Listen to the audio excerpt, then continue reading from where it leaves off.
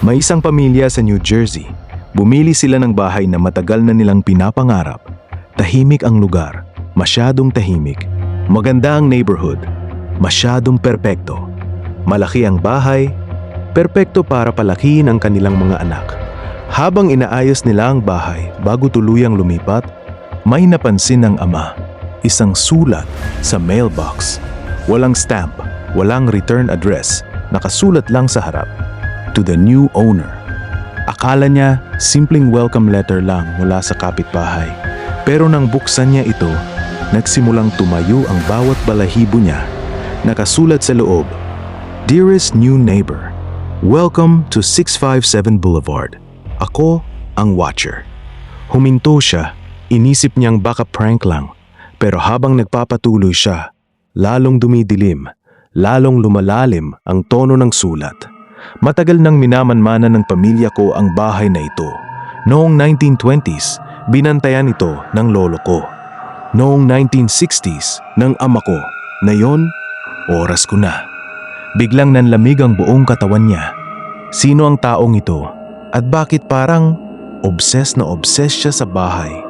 Pero ang sumunod na linya, ang tunay na nagpayanig sa kanila.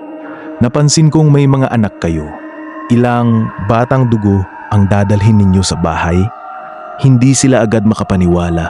Paano niya nalaman? Wala pa silang nakikitang kapitbahay. Hindi pa nga sila tuluyang nakakalipat. Ibig sabihin, may taong nakatingin sa kanila ngayon habang nasa labas sila. Habang nag-aayos ng bahay, mula sa kung saan may nagmamasid. Tumawag sila ng pulis. Walang lead, walang fingerprint, walang suspect, walang CCTV. At pagkatapos ng ilang araw, may dumating ulit na panibagong sulat.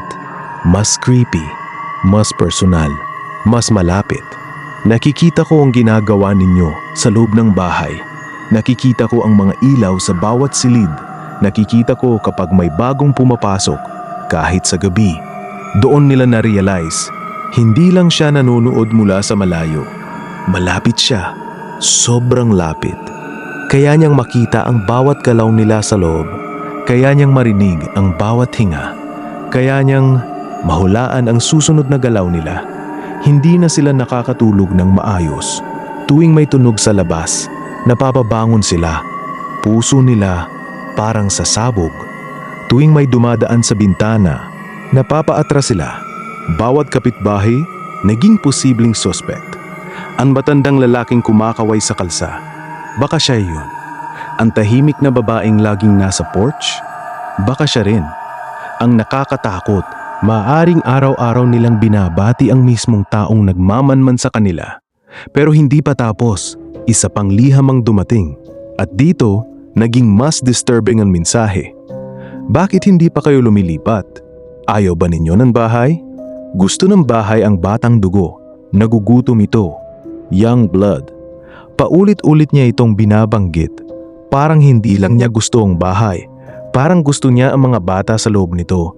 Dahil sa takot, hindi na sila tumira roon. Sinubukan nilang ibenta ang bahay. Pero paano mo ibebenta ang bahay na may stalker na nakatingin araw-araw, gabi-gabi, naghihintay? Hanggang ngayon, hindi pa rin nahuhuli ang The Watcher. Hindi alam ng pulis kung sino siya. Hindi alam ng pamilya kung sino ang dapat katakutan. At ang pinaka-creepy sa lahat, maaring isa lang siyang normal na tao.